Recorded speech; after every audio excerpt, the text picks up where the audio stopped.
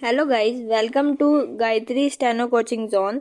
हमारे चैनल पर आपको मिलेंगी हिंदी और इंग्लिश की डिफरेंट स्पीड की डिक्टेशंस। अगर आपको हमारा चैनल अच्छा लगे तो लाइक करें, कमेंट करें, वीडियो को शेयर करें और चैनल को सब्सक्राइब करना ना भूलें।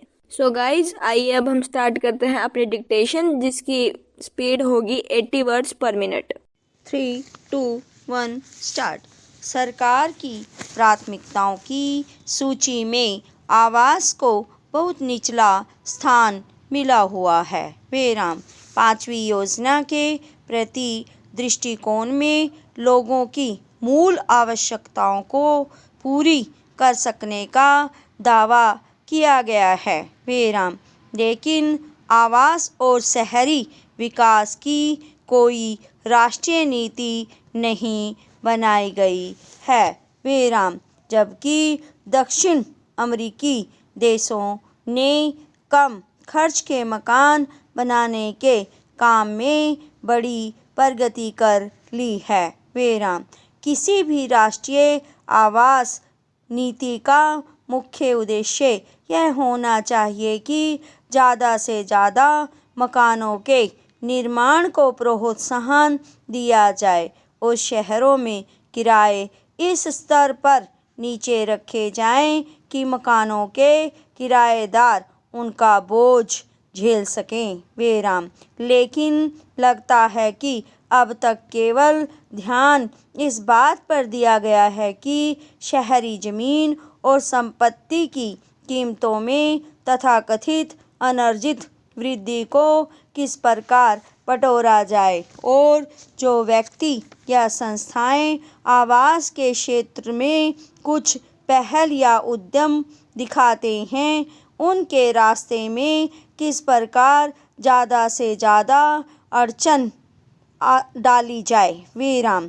मकानों का आकार मुख्य रूप से सरकार का बनाया हुआ है, क्योंकि शहरी संपत्ति पर सरकारी हमलों से इस क्षेत्र में पूंजी नियोजन नहीं हो पा रहा है। विराम। पहला।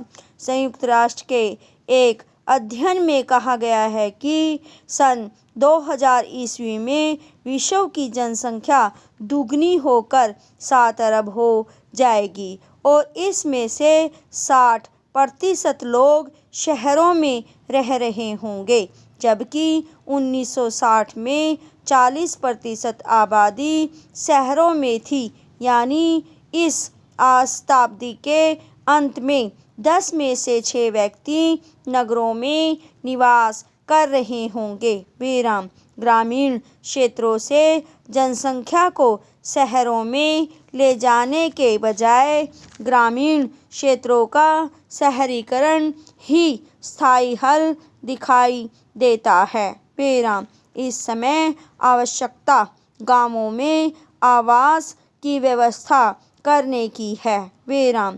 साथ ही शहरी क्षेत्रों में गंदी बस्तियों की सफाई की योजनाएं सुचारू बनाने की भी ज़रूरत है। विराम। शहरों में मकानों की कमी लगातार बढ़ती जा रही है, क्योंकि मकानों का निर्माण धीमी गति से हो रहा है। विराम।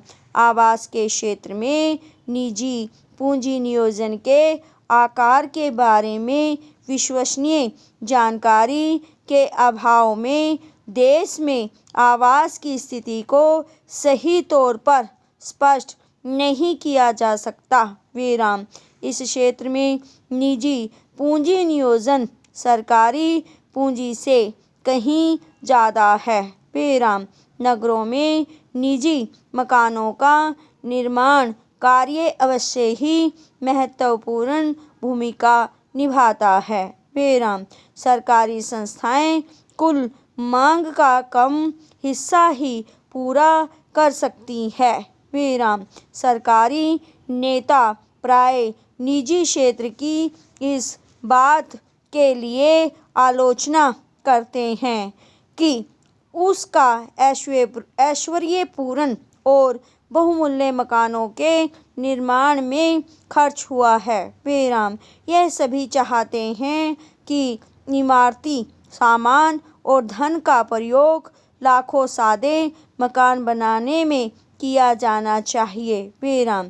किंतु इस बारे में कुछ विश्वसनीय आंकड़े इकट्ठा करना जरूरी है कि निजी क्षेत्र का ऐश्वर्यपूर्ण मकानों के निर्माण में कितना धन और इमारती सामान लगा है, जिसे प्रस्तावित प्रतिबंधों से बचाकर आम जनता के लिए आवास उपलब्ध कराने में लगाया जा सकता था विराम। लगता है कि सरकार वास्तविकता का सामना करने के लिए तैयार नहीं है विराम। यह सर्वमान्य तथ्य है कि चाहे गरीब हो अथवा अमीर, प्रत्येक को बनाए रखने के लिए आवास, भोजन, वस्त्र की आवश्यकता होती है विराम। इस दृष्टि से आज हमारी स्थिति मात्र गरीबी हटाने की नहीं, अपितु उससे भी कहीं अधिक महत्वपूर्ण कंगाली कम करने की है विराम।